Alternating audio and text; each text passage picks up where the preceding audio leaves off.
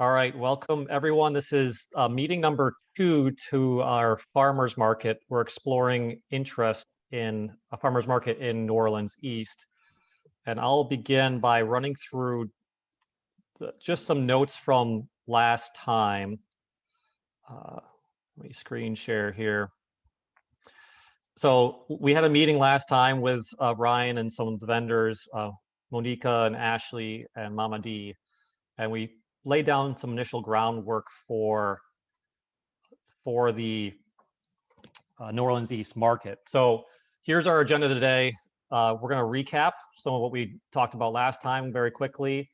You all are welcome to give your input, and I'll add notes as we go. Then we're going to get into some key questions that we got to be asking if this is going to happen. And I have 4 of them here, and then there's some more questions later on that we have for our politicians that Ryan has added.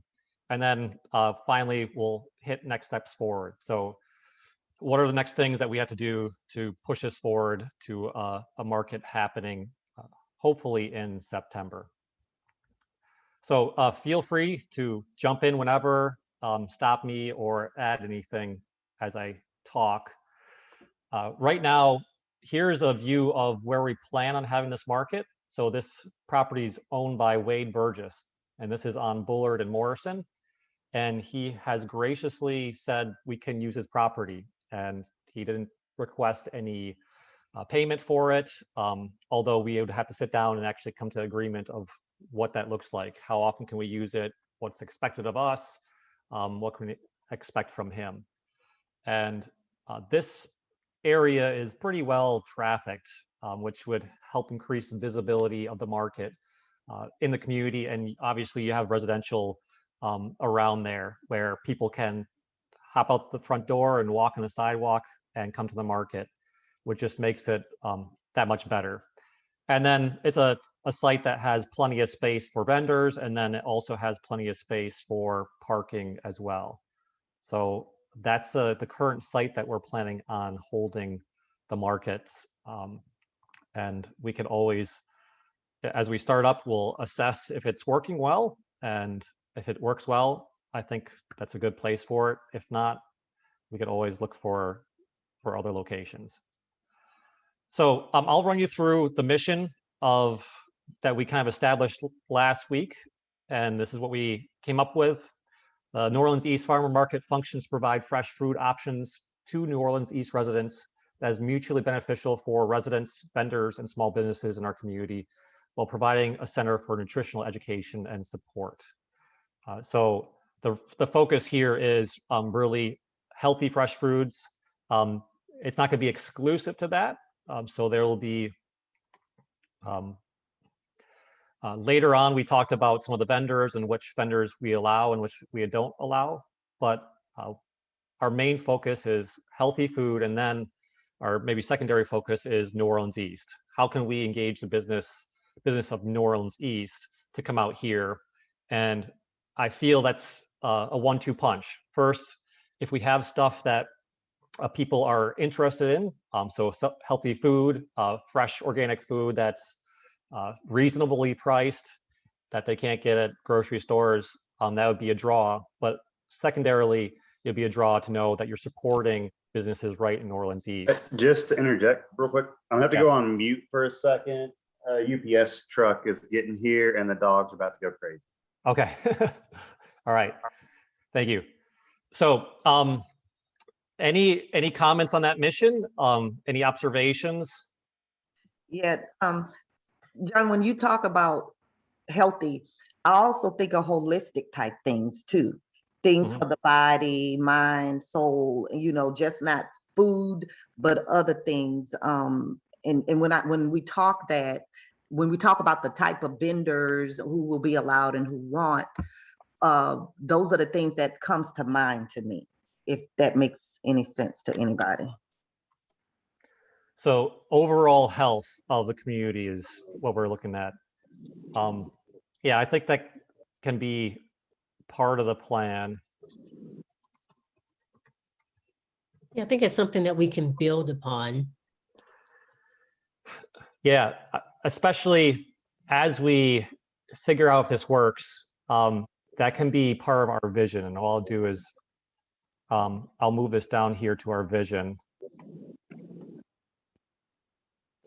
Yeah, and I'll just jump in. After the meeting last week, I started thinking about how it would be smart to incorporate some activity for the kids, some sort of movement element, to the market, because in Abita, I'm involved with the hula hoop stuff. So I actually sold the city of Abita Springs a bunch of hula hoops, like maybe like a year and a half ago.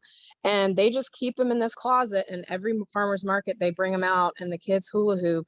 And it does two things. It gives the kids something to do while they're there, because as you all know, I'm sure kids get pretty bored when they're just shopping with their parents.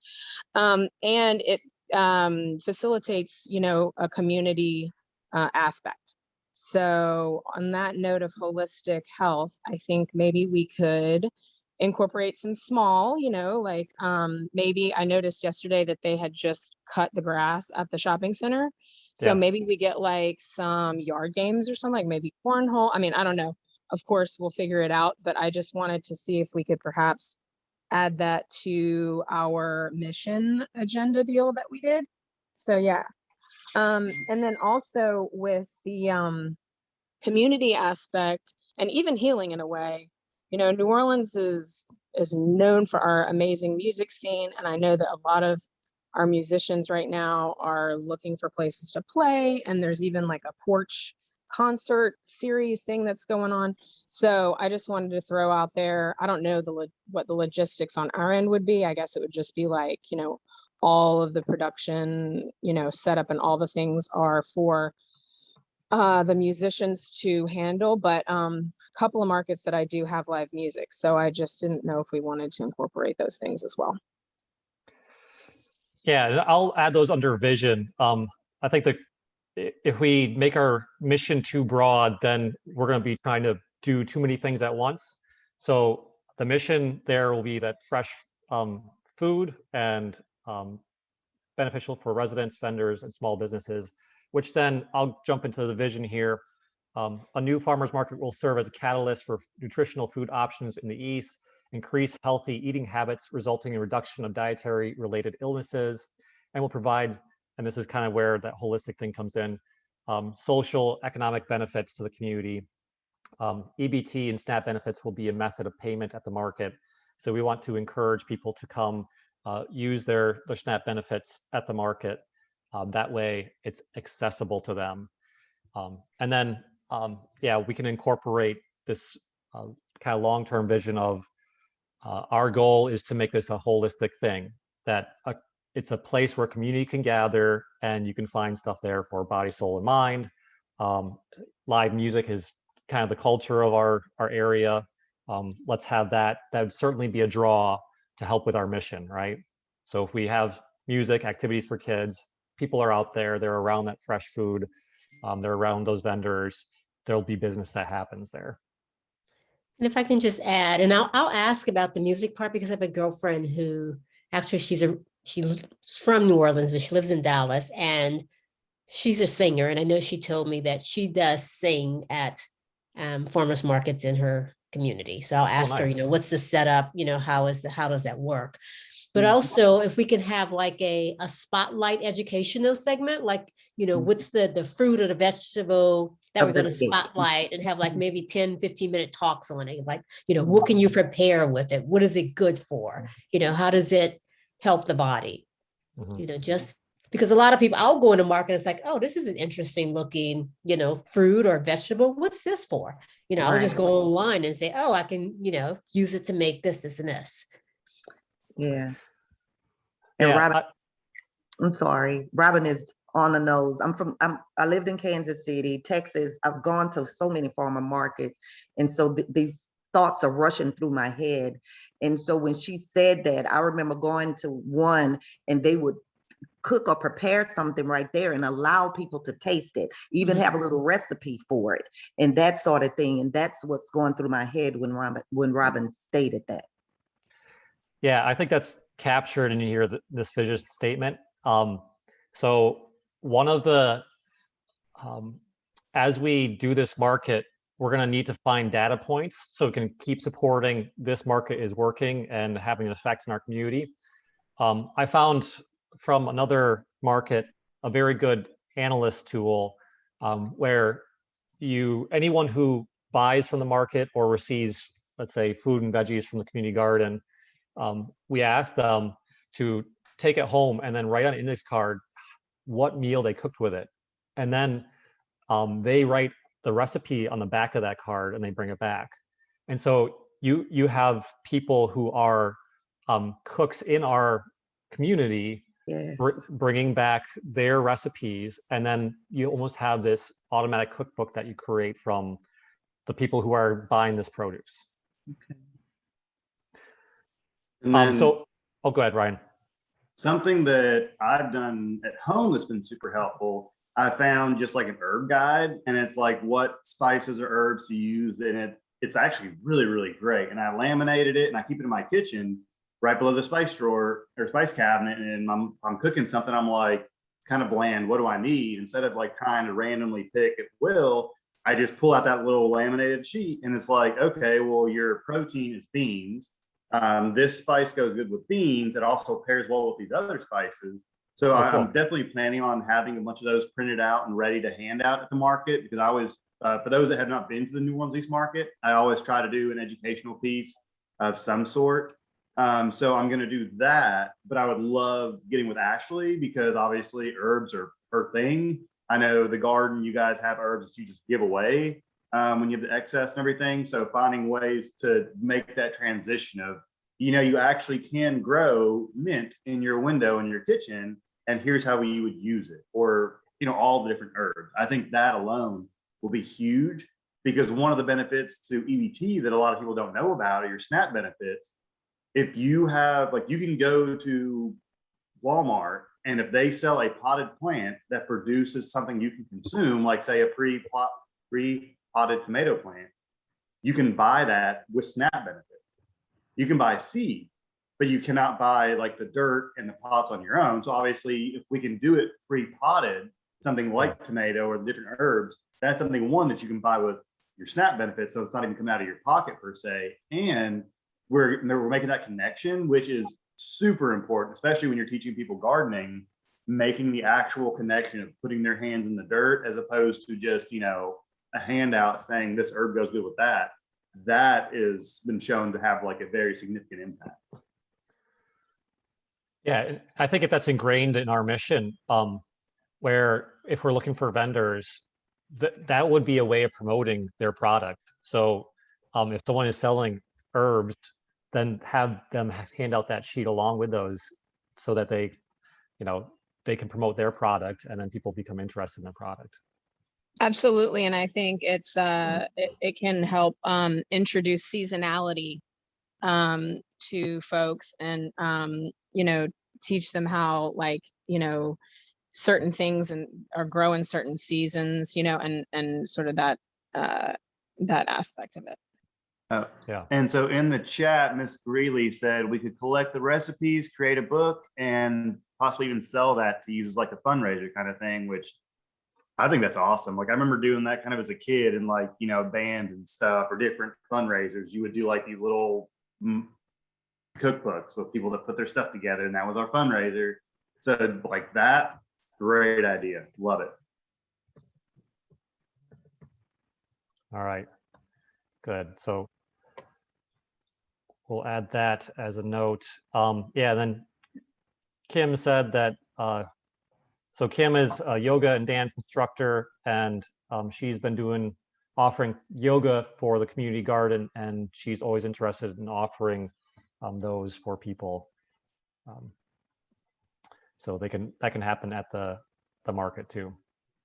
And something in the recirculating farms emails, they have yoga at, I don't think it's at the market, it's a different thing, but it's like on the Greenway, they have yoga. And if you do it like 3 times, then you get, I think it was like a $5 coupon for the market or something like that. So that'd be something, you know, a little bit further down the road, but something to keep in mind. It's something we could do. You know, if you participate in these community events, then you get a gift card towards the market.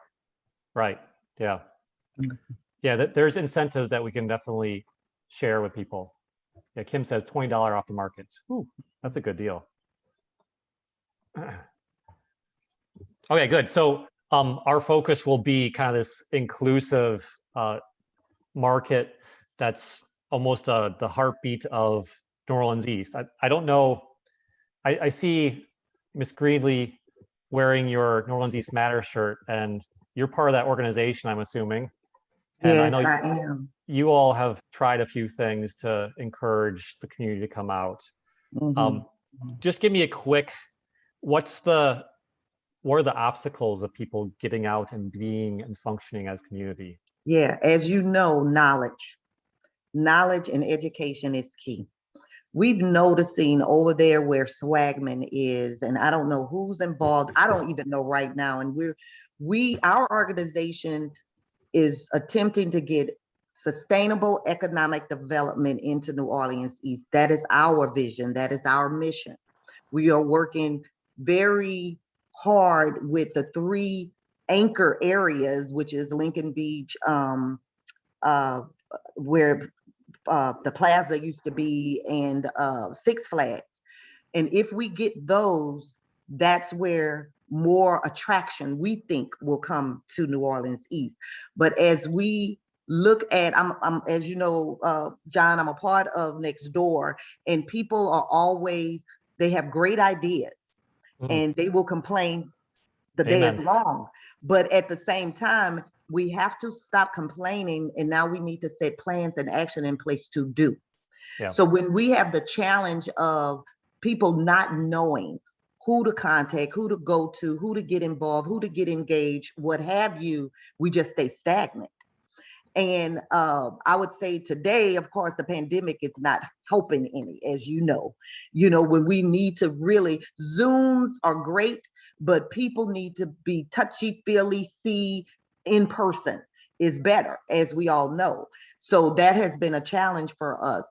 But for me, we do believe the lack of knowledge, the lack of education. People don't have it. When I think about the things that we're talking about right here, as I put in the chat, we have a lot of mental, like when I think about yoga and meditation, when I literally think holistically, I'm thinking about the mind, body, heart, and soul. And and in New Orleans, where do we start? It is the food. It's definitely the food.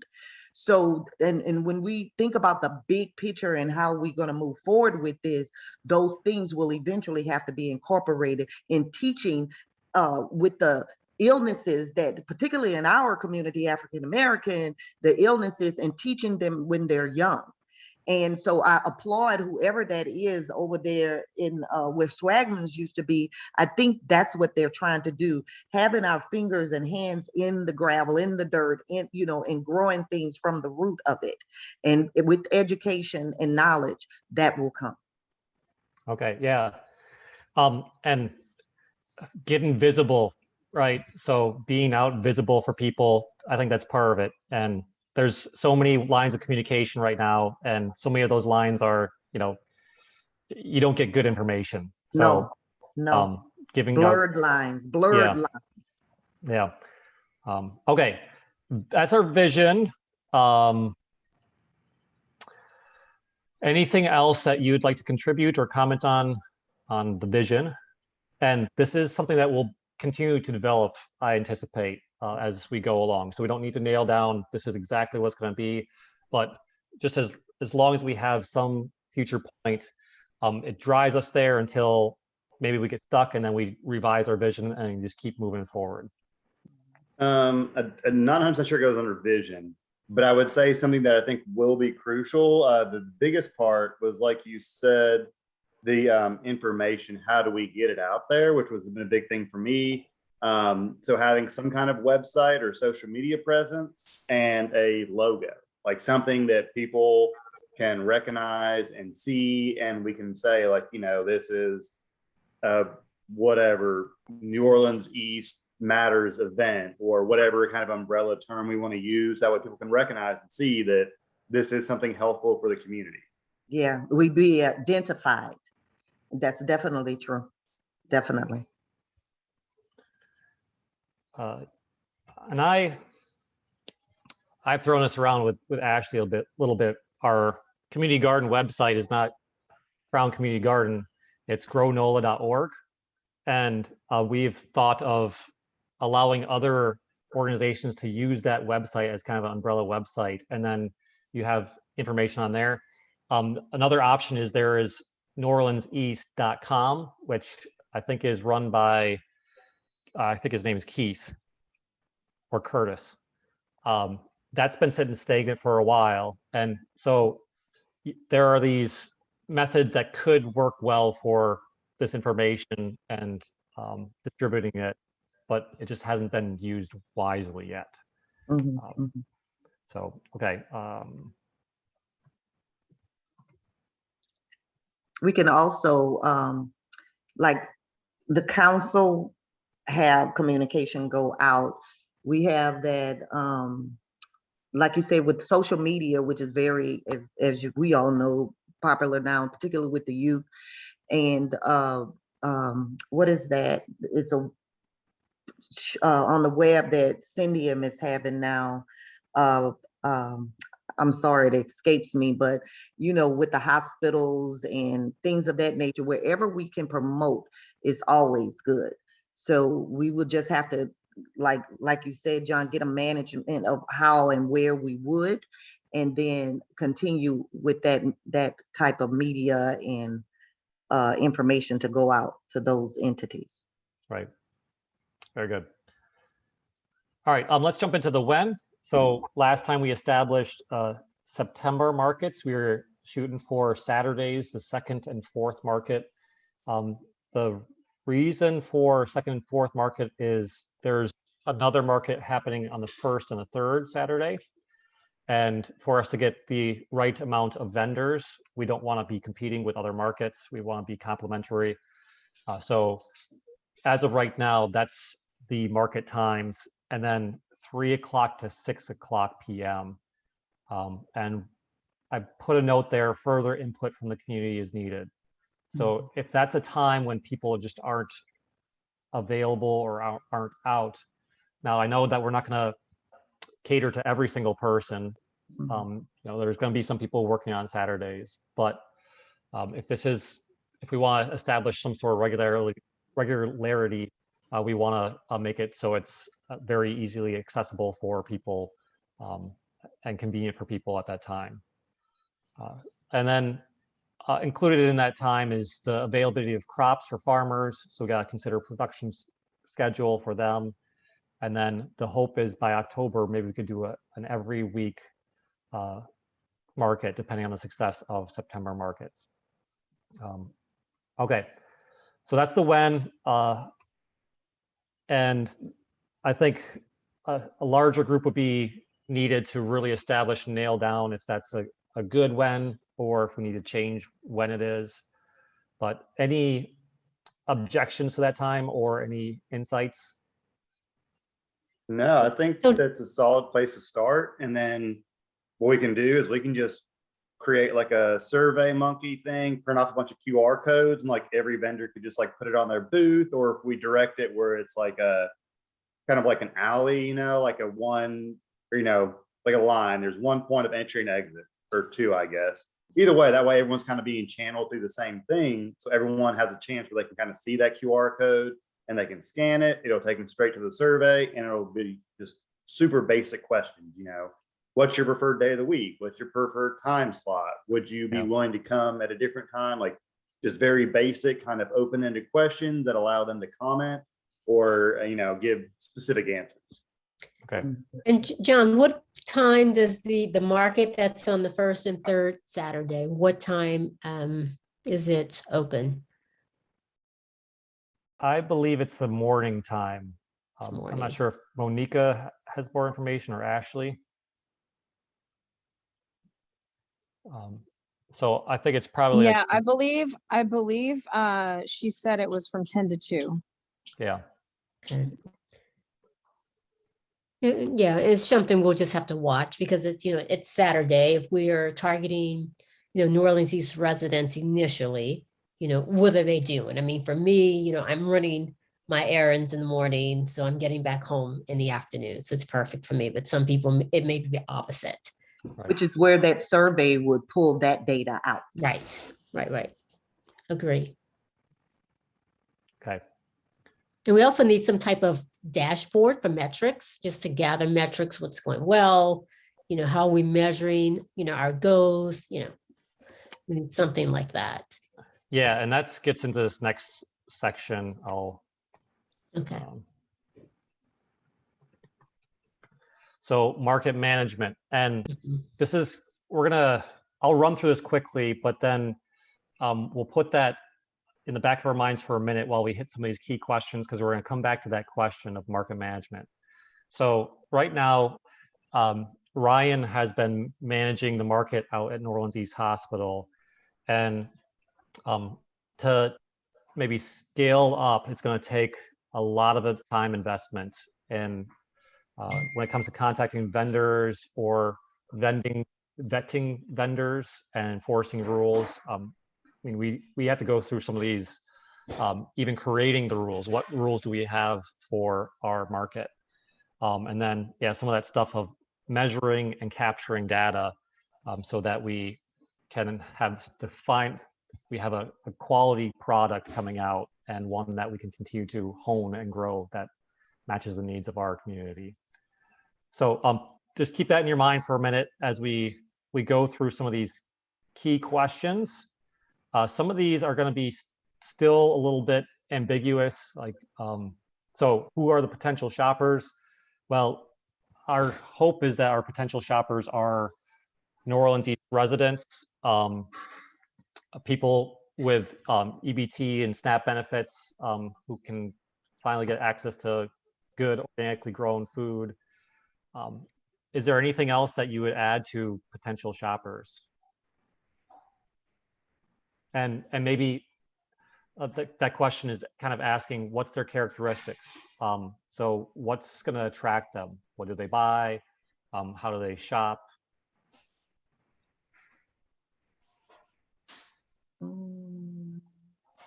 That's a hard question to answer, because Yeah.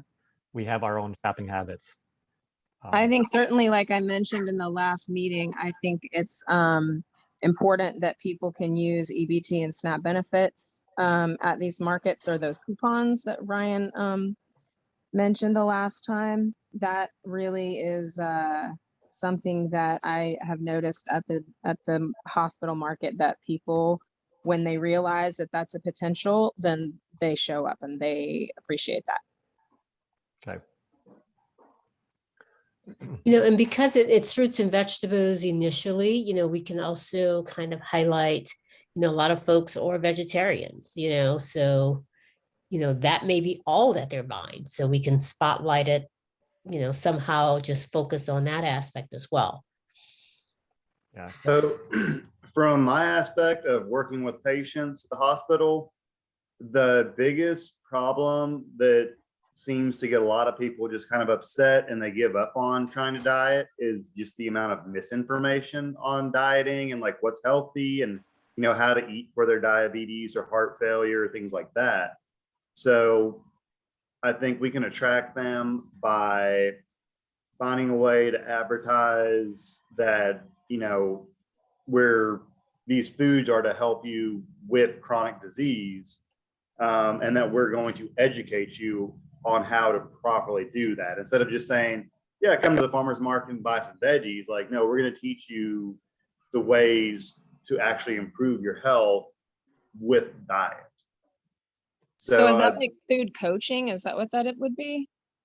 I mean, yes, we can like coaching, education, because ultimately like that is the biggest thing it's coming down to is education. And that's like the biggest thing I've seen is people like they think they're being healthy because they're switching from, the McDonald's cheeseburger to, a chicken sandwich.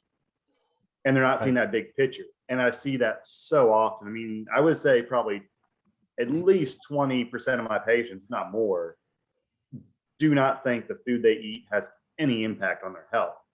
So it's about that education aspect of saying, we're going to teach you how to eat healthy or how to, pick the right vegetables. because there's also so many diabetics that I have that haven't been to a diabetes class in like 15 years. And they're still in that mindset of, well, I don't drink orange juice. So why, I don't drink Coke anymore. Why am I so diabetic? Because they were taught, that avoidance of, well, just don't drink orange juice anymore. Don't do this anymore. And they just get frustrated because if you tell someone they just can't have orange juice for the rest of their life and they like orange juice, like that's ridiculous. And that's not how we do it anymore. But there's still a lot of, people like, especially like a lot of nurses that haven't had a nutrition class in 10, 15 years, and they'll still kind of put out that information, with the best intentions. They're just not up to date on it. So I think we definitely want to attract them by finding a way to advertise that we're going to teach you how to eat healthy, and that you're also not going to lose the flavor that you love, because that's usually the second thing, is that the vegetables are so bland and I like doing this. And so it's how to cook healthy and how to keep the flavor. Okay.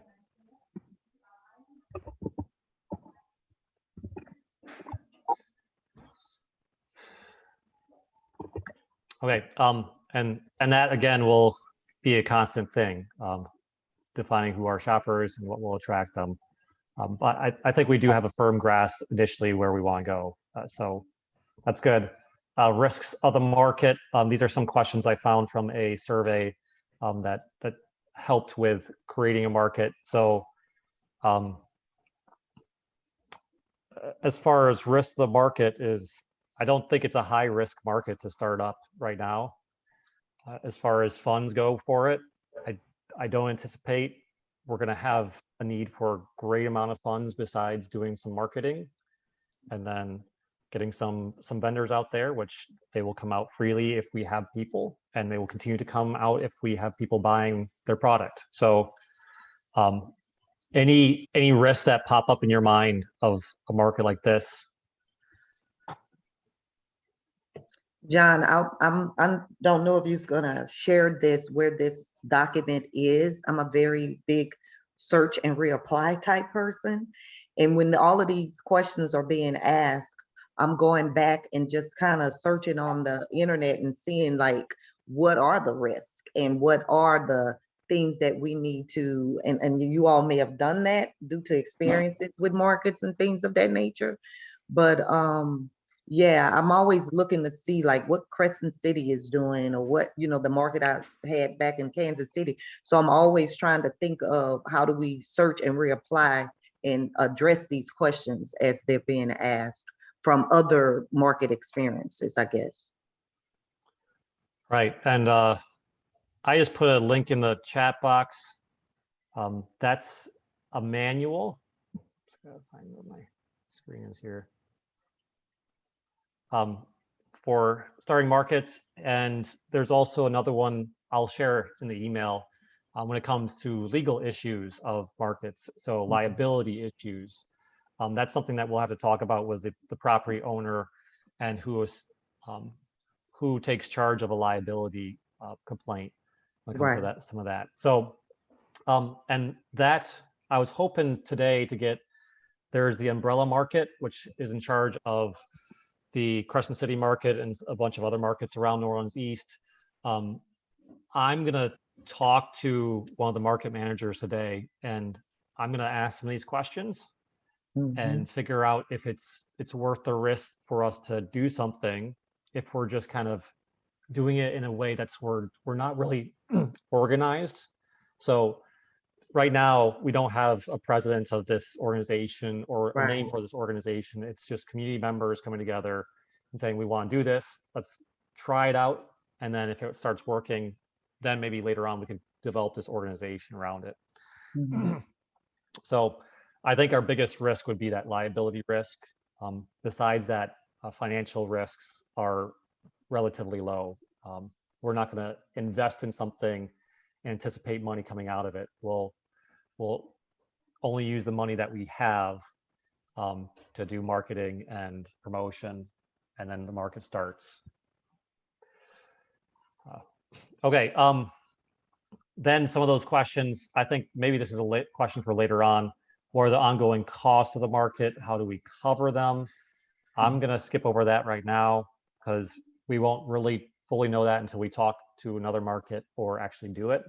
Now, I did, just as kind of a follow-up from last week, I did speak with the hospital about grant writing, and we don't have a specific grant writer at New Orleans East, but we do have some for LCMC, and I've got people, now I know the route to go for grant writing.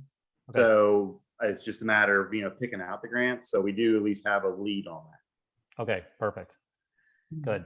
And that will be probably a way to go initially with grants. And then last time we talked about sponsorships from the local community. So businesses who want to be sponsored on a sign or who just want to see the market happen, we'll ask them for a certain amount of money that would help us kickstart this. And that will probably be our primary two sources of income right now. I think initially we're not planning on charging vendors because we want to attract them to the area and just show them this is a good place for you to vend. At some point we might say, well, to keep this going, or if we need more marketing material, or when it comes to preparing the location, we might need some maintenance for it. That's when we'll start determining how much we need, and maybe the vendors pitch in with that. Okay, so here's a big question right now. Is there a dedicated group to set up, plan, and run the market? That's what we're trying to find right now. As of right now, the people who have been on this call with the first meeting, we are hoping that someone in the community would step up if they want to be kind of the market manager for this. And that way it would be kind of everything runs through them when it comes to planning, setup, getting the right personnel for preparing for the market. And then that person can delegate as best they can. And I anticipate that we're going to have a few more people who are interested in just showing up to help. So they don't want to be on the planning or leadership side, but there's something happening, they would show up and offer their muscles or their time to set up or take down or whatever it is. So before we answer that question, here's another question. Let's talk about the pros and cons of a newly created market versus an established market organization running the market, like umbrella markets.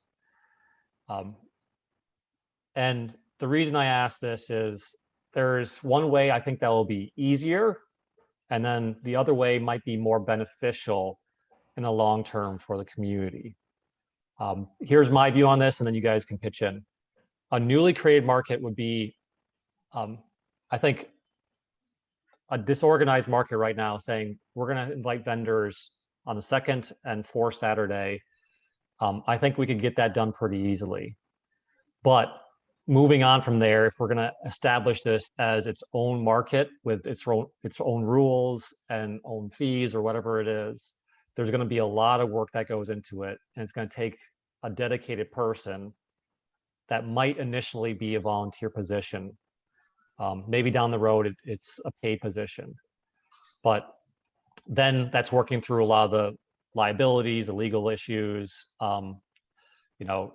setting up your own systems for vendors and vendor vetting, all that kind of stuff. However, I think the pro to that is we can shape this however we want it.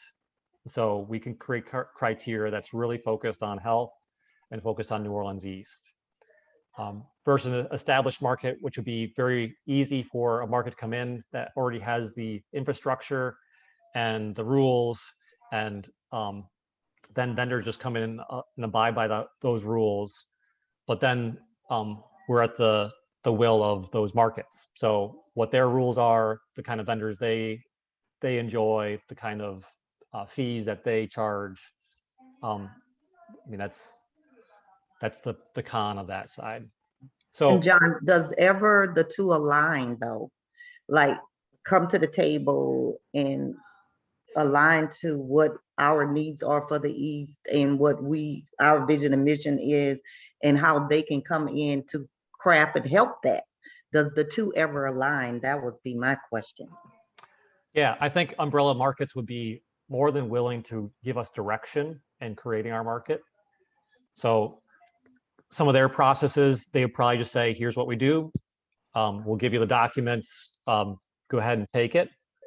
So I think in that aspect, talking to umbrella markets, which I hope to do soon, we can figure out how much has already been done and then how much work will be on this market manager or the people who want to lead this. I have a question. Is the market umbrella a nonprofit or a for-profit business? I believe it's a nonprofit. Okay. Pretty sure they are nonprofit. Yeah. John, I'm gonna have to go, but when you talked about the dedicated person and setup or whatever, the more detail we can be about what that description of the role is, I think. And when I think of it, to me, it's gonna be a youth who have community service, so it's gonna be a young adult who like to give back to the community, or some retired person. When I think of a person who've had experience in managing and planning and, you know, all of those things, that's the type of person that we're gonna need to look for. But it may be a couple of people, maybe, you know, as you know, a group, as we say, a group, you know, each person taking a task of that description and not having it all on one person, which is, if we're lucky to get that, I think that's the way we may have to go. But I'm loving in the direction that we are going. Please continue to involve me. But I'm gonna need to go to another meeting at this time. Okay. Okay, we'll do the same meeting next week. We'll do a follow-up meeting, so I'll post information about that. Thank you, John. Thank you. All right. Have a good day, everybody. Have a good day. Hi, you as well. So my thoughts, I definitely feel what you're talking about, having the autonomy versus having the structure.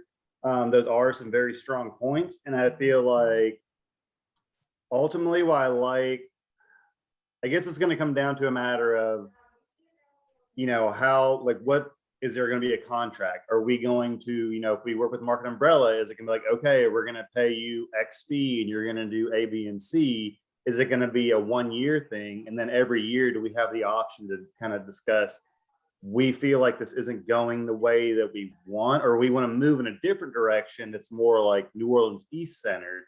So what it basically is, yeah, kind of what are we going to be bound to?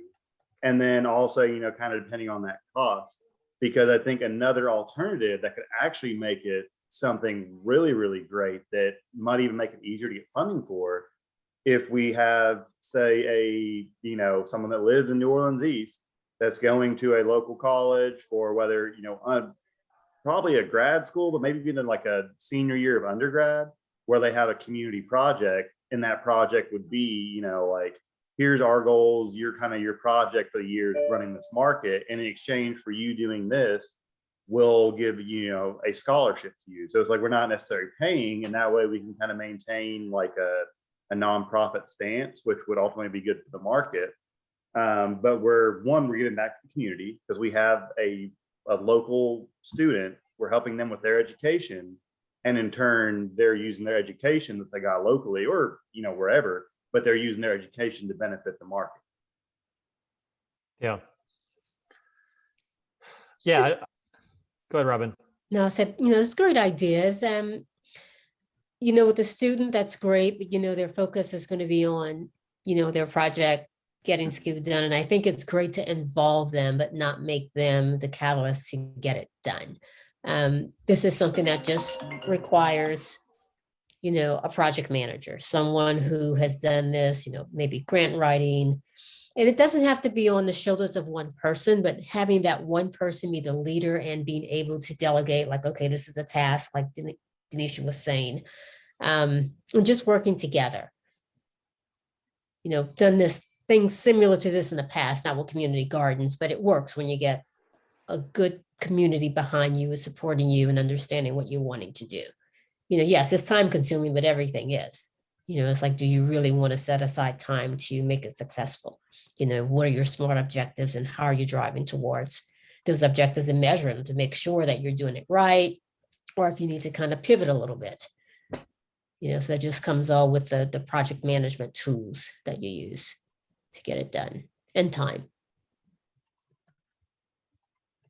I just don't want to put it too much on a college student, add that added pressure on them if they're doing their final thesis, and to have them, be so dependent on them. Yeah. But yeah, still having that flexibility where we can include them in something Absolutely. is, that comes to a little bit of our autonomy that we hope to have. I mean, I think it's definitely worth sitting down with Market Umbrella and saying, here we're willing to join you or whatever, but we want to make sure that we're focused on the East.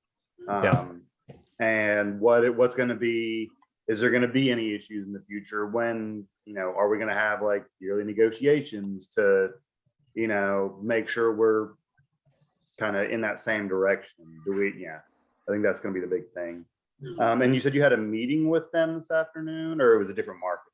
No, she reached out to me. I emailed them, and then a lady finally got back to me, and I was hoping that I could get her on this call so we can ask her some of these questions. So I don't have an established meeting yet. Okay.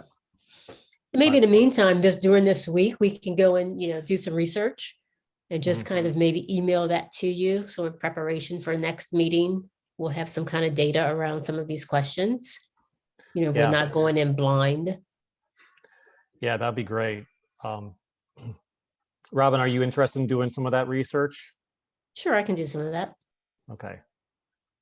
All right. So I'll just put your name.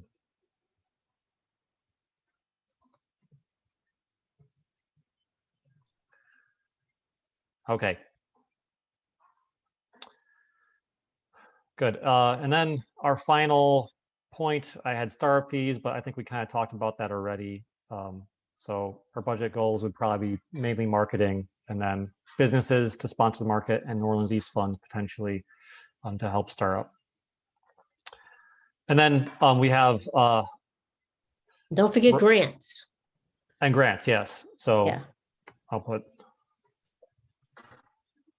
there's money out there. And fortunately, we just missed a big grant from the government that was specifically for this, creating a farmers markets. That ended in July, but I'm sure there's going to be more that come around. All right, and then Ryan I put on here, he has questions for politicians, and this is going to help, I think, bolster the credibility of why we're doing this. This is one of the big whys. Like, we're not just doing this because there are other markets and it looks cool, but there's a real need for this. So Ryan, go ahead, just kind of do an overview of what you put down here. Okay. So, and also just, I know for anyone that wasn't here last week, obviously we have our local elections coming up, and I feel personally, I'm I feel strongly about elections because a lot of people, they only vote once every 4 years, if that. I mean, we've seen every year, like about 50% of our population votes just on the presidential. So, I mean, local elections, so few people even vote. So I think one, it's important to get the word out there about local elections. And then two, it's important to ask real questions and not like those, fake questions that they kind of have poll presented to make the person look good. So my questions, I've used actual like research and articles that I will be linking when I finalize it before I email it out, which I hope to do, honestly, hopefully before tomorrow, and close business, with elections being about 6 weeks away. So I'm just going to go ahead and read the questions. I know Ashley is on the phone. So according to the 2019 annual Medicaid report for Louisiana, Orleans Parish spent, and I have the actual number, but it's over $1 billion on Medicaid, or $5,840 for each of its 181,000 recipients. The Urban Institute has projected that Medicaid caseload should increase by as much as almost 250,000 through fiscal year 2021. There are numerous studies showing links between obesity and increased medical costs. What is your plan to keep the district healthy? And I said say for the future, but actually really it should be more about like what's your plan for the healthy and to help with the budget. So that's one, hitting a budget issue, because budget's always going to be really important when it comes to politics.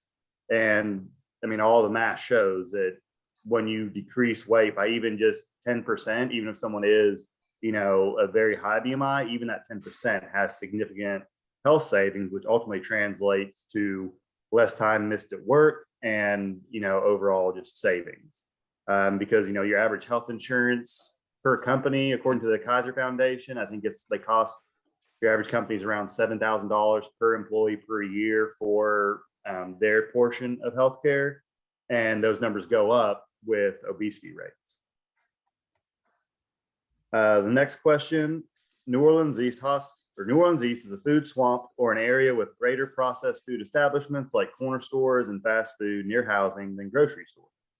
According to a 2017 paper in the International Journal of Environmental Research and Public Health, food swamps are a strong predictor of obesity. Louisiana is often in the top 3 states for obesity, usually competing with Mississippi for the #1 slot. Obesity itself is a chronic disease that increases the risk of other chronic diseases such as heart disease, type 2 diabetes, and at least 13 types of cancer. What is your plan to decrease these health disparities in your district? And then some of the things that I was reading in the article is basically kind of go into like zoning laws, preventing, you know, too many fast food type establishments for, you know, for an area, and increasing benefits and grants or whatever, tax breaks for actual grocery stores or fresh produce. And I do know that Propeller, who actually I should reach out to Propeller, they have a project through one of their things. It's like the Healthy Corner Store Initiative, where they increase they give grants for corner stores to have fresh produce as opposed to just, you know, like po' boys. Okay, next question. The saying goes, an ounce of prevention is worth a pound of cure. What prevention methods do you plan on helping implement to reduce overweight, obesity, and inactivity in the East? And then with that, I was going to throw in some stuff about more about, I guess, activity. So one of the big complaints I get in the hospital is the amount of people that either don't feel safe in their neighborhoods or they don't have any actual like sidewalks. And, you know, asking people to walk in the street is not a healthy alternative. I mean, yeah, a lot of us walk in the street, but realistically, we're pushing this from a point, like we don't want to actually say, oh, just walk in the street, because then somebody gets hit and it's like, well, that was their fault. I told them to walk in the street. So, you know, building those healthy environments, because that also ties in earlier, you know, that built environment is a thing. And that's actually tying into our next question. Health and income disparities go hand in hand. If residents of the East work in the city, there are a few safe ways to get there if you do not own a vehicle. If I needed to take public transit to work, it would take 69 minutes at best, compared to a 16-minute drive or 49-minute bicycle ride. It would also require crossing the Danziger Bridge, which is not the safest for pedestrians and cyclists. What are your plans to improve the infrastructure between New Orleans East and New Orleans proper? So, you know, I'm not expecting to build a pedestrian bridge because that would cost millions, and I know they're not going to want to allocate millions for that. But even something as simple as making, you know, the Danziger Bridge little sidewalk cyclist lane, just something that's safer. That's simple, because that's me living in mid-city now. When I originally was doing that particular research for a class, I was living in like uptown, Lower Garden, borderish area, and it would have taken me 2 hours to get to work from there. From, you know, basically a mile from the World War II Museum to New Orleans East Hospital was a 2-hour trip, because I had to take like 3 different buses and walk, you know, a good distance. So you're talking about making someone, say they're a single parent, working a full-time job. They're also working a part-time job hours to get to work. And, you know, while it is important to build, you know, more jobs or allow more industries to come into the East, it's still important to make sure we have a safe way for people to get to the city as well. And then, while speaking of income disparities, the Colorado Family Planning Initiative that provided long-acting reversible birth control, such as IUDs and implants, reduced birth control and abortion rates by half among teens aged 15 to 19 and by 20% for women aged 20 to 24. The number of young women who left high school before graduating the state decreased by 14%. We know there's a link between education, income, and health disparities. Given this information, what will you do to help young women specifically stay in school, stay healthy, and improve their future health outcomes? Now, with my field in dietetics, it is 93% female. So just in the last few years, because I'm 30, I just turned 33 this month. I have plenty of other jobs prior to this. So, in the last 5 years of my life or so, 6 years, I've spent a lot more time with just females in general. And the things that I didn't know is absurd. Like the amount of females that don't know about their own birth control or, taxing tampons, like all those things that we seem to shy away from talking about. And I'm not trying to, jump too much into anything too specifically political about like abortion and birth control. But I think there's clearly links that if you provide birth control, then the women are more likely to finish high school and go from there. And I think that's something that's important that should be addressed. And I can do some more legwork to make it more nutrition oriented, but I still think it's something that's an important subject to talk about. Yeah, a lot of this stuff is what people don't really consider when it comes to New Orleans East. And in doing grant writing, it doesn't take too long to figure out some of the data for this stuff. You go to CDC and go to some of the other health-focused community reporting, and you find pretty quickly there's a lot of challenges that we do have.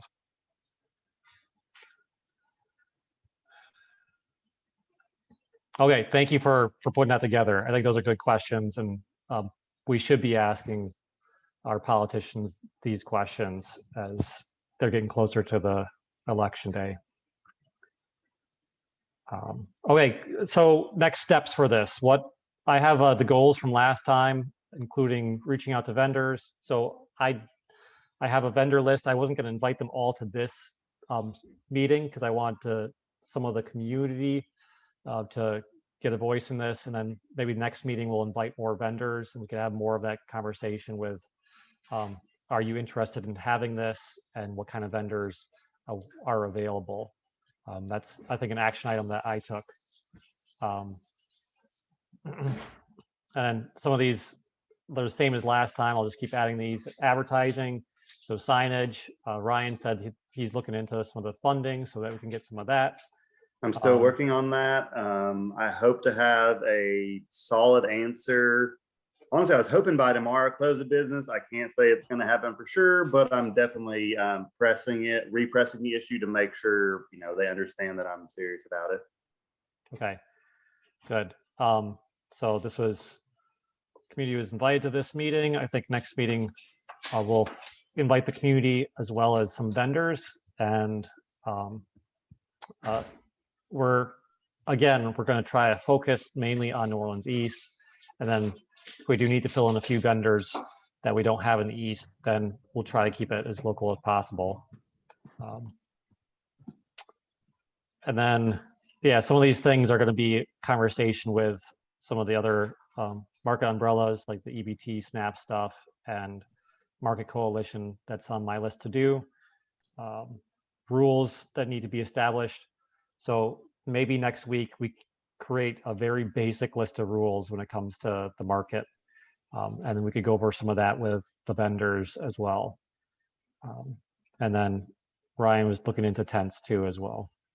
And the tents, I tracked down where they're at. Now I'm just waiting on a response about using them. So it was a domino chain trying to find out who actually owns them. So now that I know who owns them, now I'm just worried about, or not worried, but now I'm working on getting the commitment for them, because they also use those tents when they do events like when I do the free community testing or free vaccinations, things like that, the hospital or out in the community, they use those tents for that as well. So it's just going to be a scheduling thing, because I know that obviously the vaccine is going to be taking priority over the market. So Yeah.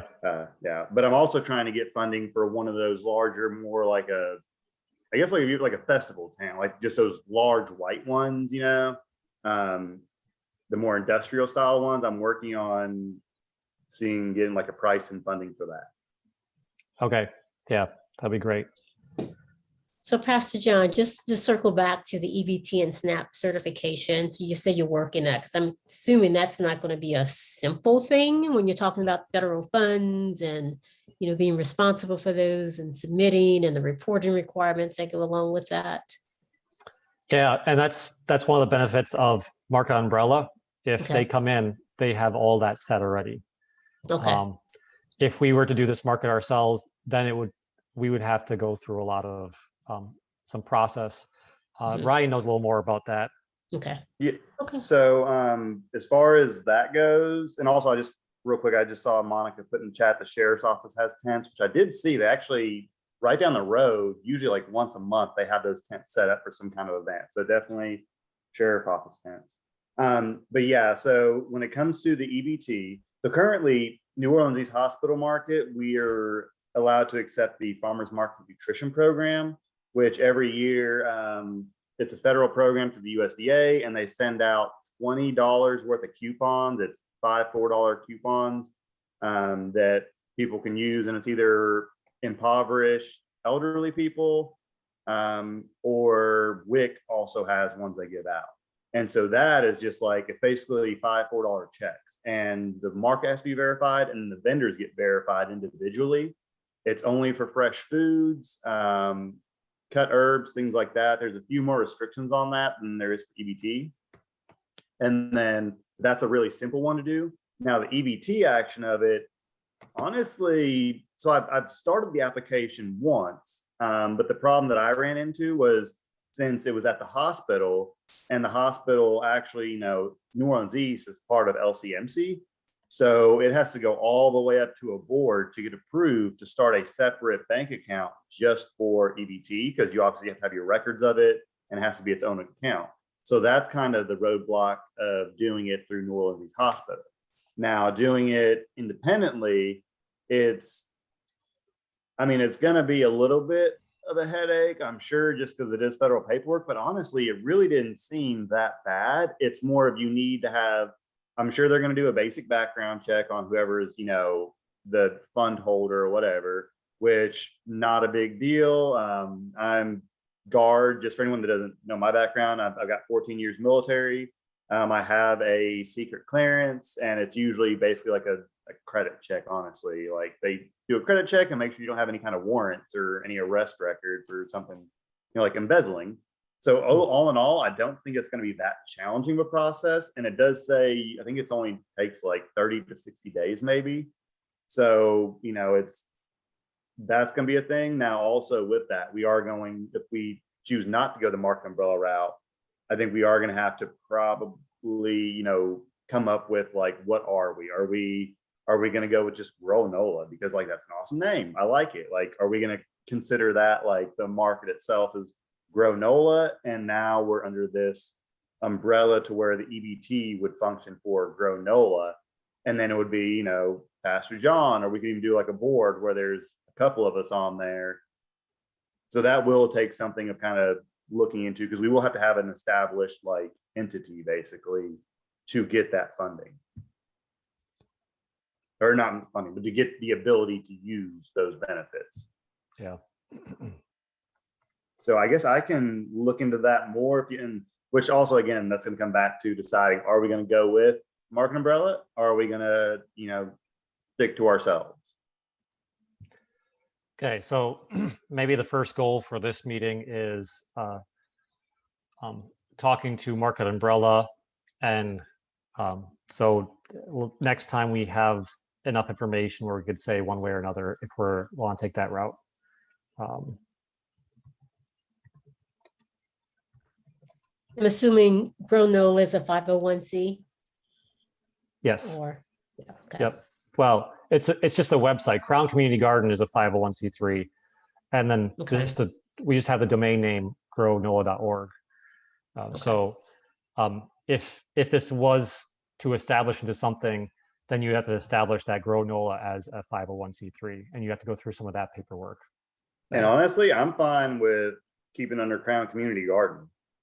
Okay. I mean, that's because that's what it started off as, and that's still like, it's not like we're not going to have the garden anymore. I mean, Yeah. that can still be, I'm totally fine with just keeping her to that. And then as far as the NOE aspect of it, you know, we can find, I'll talk to the people and see if there's anything I feel like, you know, Crown Community Garden in partnership with NOE or something like that, just for like the legal terms. Mhm. You know, doing like a weird kind of merger, but blah, blah. So, and then as far as the grants go, we can do it because that way it would be basically, if we're using a NOE person to help get a grant, then it could be considered, you know, like charitable contribution or something. I don't know. Yeah. I'll work with the grant people and legal, I guess, but I'm 100% for going with, you know, Crown Community Garden. It's already got the charity set up, and it'll be, you know, I think it'll be easier that way. Okay. Yeah, I think we could probably do that. And then, do you have a logo for Crown Community Garden? We do. It's one I made. It's very basic, but Basics, great. I think it's Well, important. Start here, branding I think it. this is here it is. It's not eye-catching. So I think we could get someone to do a logo if we were to create a market and do it professionally. So Okay, there's actually there's a website.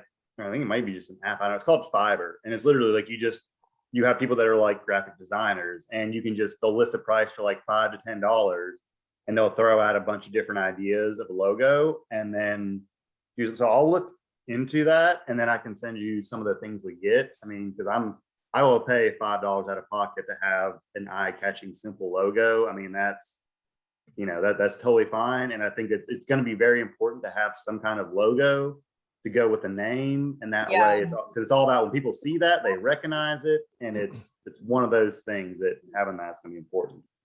Yeah. Well, we have had someone, actually someone that was volunteering in the garden was a graphic designer, and they worked on a little logo for us, so we can share those with them, right, John? And see if Yeah. those are cool or Perfect.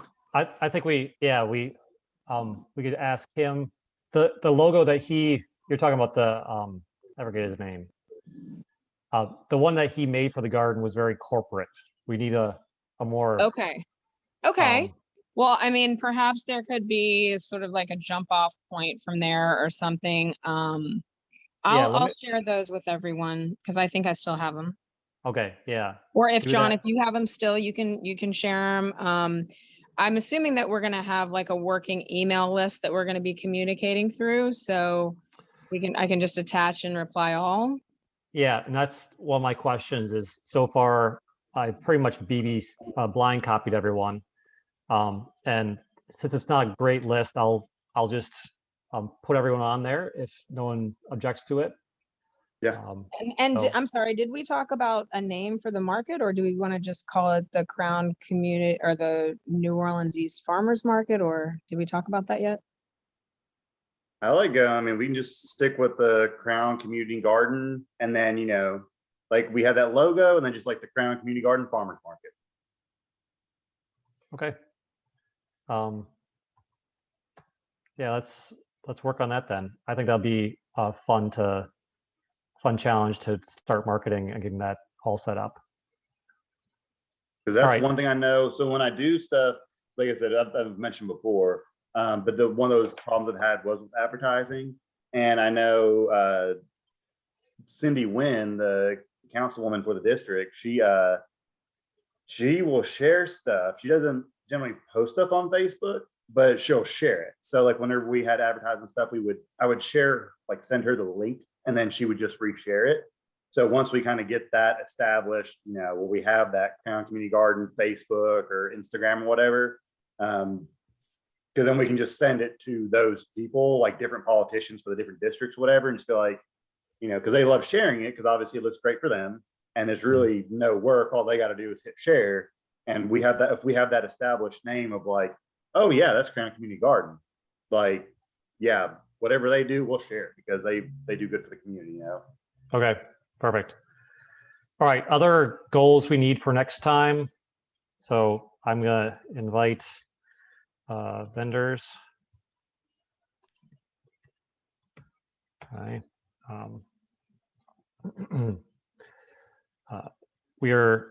I think next time we're gonna be talking about rules for the market. So everyone can kind of explore or think about the kind of rules that we need, whether it comes to how you sell things or the quality of things that you sell, and then, you know, set up times and all that kind of stuff. So that will be a discussion for next time. If you want to And then prepare in advance. The USDA Farmers Market Nutrition Program, they have rules that go along with that, which is more on like the side of, you know, like you can't just buy something at Walmart and resell it. It has to be grown and blah, blah. So like that'll be like good blanket rule just for vendors, because most of my vendors, if they're eligible for it, they're already in that umbrella anyways. They've already qualified because that's just free money for them, you know, so, or like guaranteed money. So I'll pass on those rules. Okay. All right. Okay, good. And then I'll keep spreading the word. I just did it on Nextdoor, and we have almost about, I think, 200 people who did a little survey I put on there, ranging from no, I don't want the market, to yes, I want the market, and yes, I want to help out. So I'm going to keep posting on there, and then we can post it on our Crown of Life Facebook page and Instagram, and we're going to start trying to get more interest in this. And I think the more interest we have, I think the easier it's going to be for us to actually move forward with it. So start using your methods too for sending stuff out. I'll probably make a graphic just to put on Instagram, and I'll share it with you all if you feel like sharing it.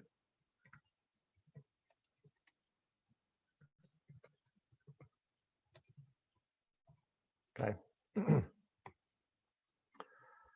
All right, anything else that we need to add for goals, or any comments otherwise?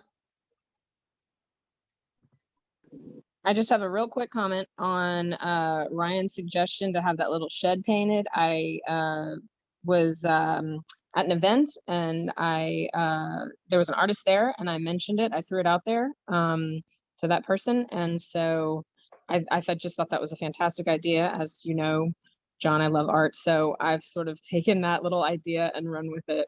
So I just wanted to share that with you guys. That's all. Okay, perfect. Yeah. And I will say, next week I'm going to be out of town on Thursday. I'm going to try, I should be able to call in. I don't know how service is going to be where I'm at. I'm going to, at the very least, I should be able to at least call into it. Okay. Worst case, I will email you all of my information that I've, gathered over this week. And so you can, have it kind of presented for that, and then read over the minutes when I get back. But I fully predict being able to just dial in. Okay.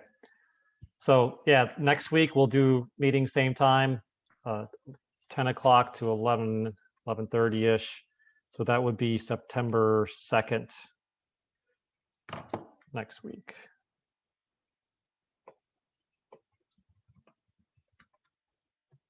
Okay. I'm going to post this, so anyone who is interested can listen to it. And then if you are listening to it, feel free to reach out and ask questions. The email for the community garden is crowncommunity@grownola.org. You can reach out to us there. All right, with that, I'll stop the recording.